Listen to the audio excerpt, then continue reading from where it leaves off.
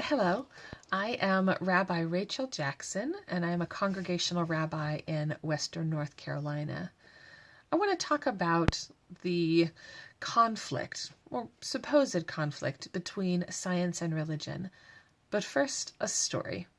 When I was 8 years old in third grade, my teacher, Ms. Kelgard, took two clear liquids and poured them into a third Erlenmeyer flask, and the next thing we knew, purple foam.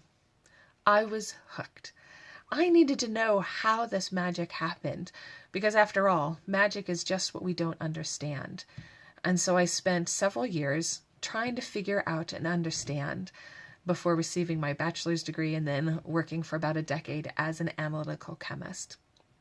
All the while trying to figure out how and where could this happen and what does it mean for us? Having that unencumbered, uninhibited curiosity explored in the scientific world. At the same time, at my synagogue, we would have Torah conversations, Torah study, where we would say, how is this possible? How does this affect us today? Or why is this happening? What is the scripture trying to teach us?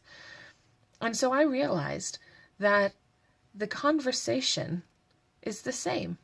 It's similar to a Venn diagram with science and religion as two different components and the confluence in between. Because the in between is really our desire to know more and our curiosity to understand the world in which we live in and how we answer those questions. So we have to ask the right questions and use the right tools. Science is one tool and religion is another tool. And so our challenge is not that there is a conflict between these two topics and realms, but rather our challenge is to be able to communicate effectively the relevancy and validity of both to people who may not understand either, to strip away the jargon and make these topics understandable and valuable to everybody.